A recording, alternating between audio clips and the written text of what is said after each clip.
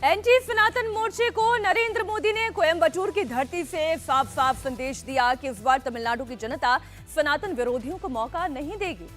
साथ ही प्रधानमंत्री ने यह भी बता दिया कि बीजेपी और उनका गठबंधन एनडीए ही है जो सनातन की रक्षा करेगा, जो महिलाओं को सम्मान देगा।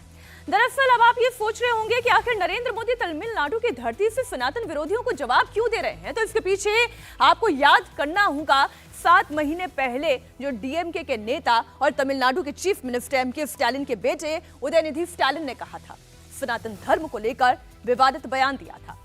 उदयनिधि ने सनातन धर्म की तुलना कोरोना और डेंगू जैसी बीमारियों से की थी और इसे खत्म करने की बात कही थी, और अब नरेंद्र मोदी ने इसी का जवाब चेन्नई से दिया। डीएमके और इंडी अलायंस के लोग तुष्टीकरण के अलावा और कुछ कर ही नहीं सकते। यहीं कोयंबटूर में हमारे पवित्र संगमेश्वरा मंदिर में आतंकवादी हमला हुआ था, लेकिन डीएमके सरकार कट्टरपंथियों पर लगाम लगाने के जगह उन्हें बढ़ावा दे रही है। अयोध्या में राम मंदिर का भव्य निर्माण होता है, ये लोग उसका भी विरोध करते हैं। मैं तमिलनाडु में भगवान राम से जुड़े स्थानों पर आता हूं, इन्हें उससे भी तकलीफ होती है। ये लोग तो सनातन धर्म को समाप्त करने की धमकी दे रहे हैं। नए संसद भवन में तमिलनाडु की संस्कृति से जुड़े पवित्र सेंगोल की स्थापना होती है, डीएमके उसका बायकॉट करती है। नरेंद्र मोदी ने डीएमके की पॉलिटिक्स पर भी करारा प्रहार किया। उन्होंने कहा कि डिवाइड और डिवाइड और डिवाइड, यही पार्टी देश के लोगों को भाषा के नाम पर तोड़ती है, उत्तर को दक्षिण से काटती है।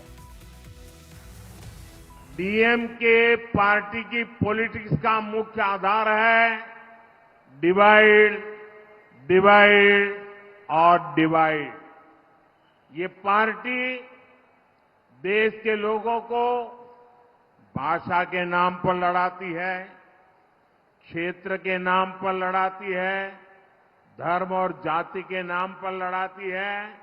डीएमके को पता है कि जिस दिन लोग डिवाइड एंड रूल की पॉलिटिक्स समझ गए, ये डीएमके को एक वोट नहीं मिलेगा, एक वोट। इसलिए ये लोग को आपस में लड़ाते हैं। मैंने भी ठान लिया है कि डीएमके की इस दशकों पुरानी खतरनाक पॉलिटिक्स को एक्सपोज करके ही रहूंगा।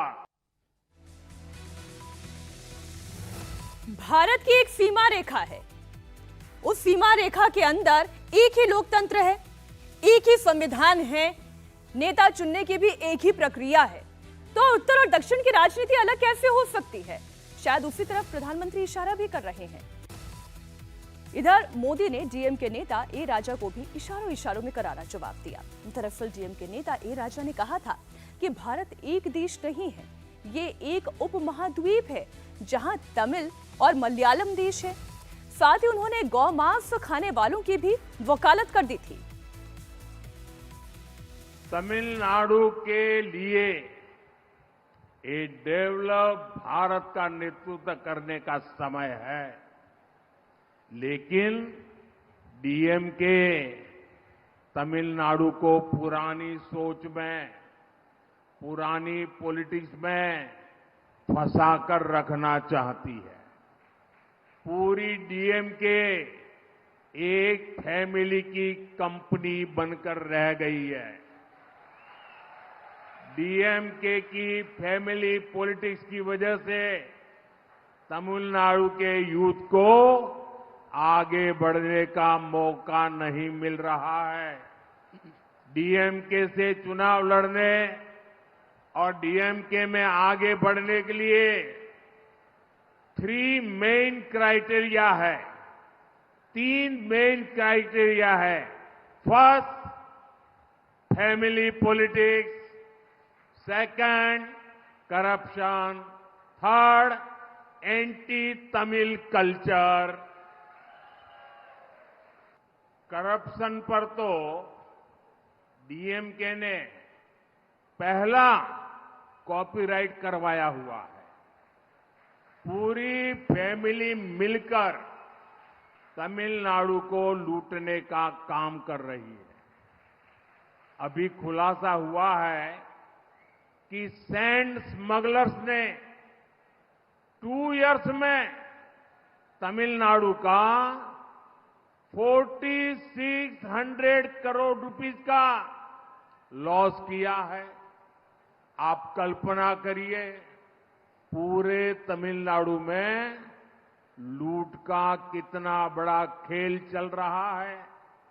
हम केंद्र सरकार से तमिलनाडु के लिए, विकास के लिए हजारों करोड़ रुपए भेजते हैं। ये पैसा भी डीएमके के करप्शन की भेंट चढ़ जाता है। डीएमके ने तमिलनाडु और देश के भविष्य, हमारे छोटे छोटे बच्चों को नहीं छोड़ा है। स्कूल तक ड्रग्स कारोबार का शिकार हो गए हैं। इन ड्रग्स माफियाओं को किसका संरक्षण हासिल है? एनसीबी ने जिस ड्रग लॉर्ड को गिरफ्तार किया है, उसके संबंध किस फैमिली से है, ये पता चलना ही चाहिए। इस चुनाव में तमिलनाडु की जनता इन सब पापों का हिसाब करेगी।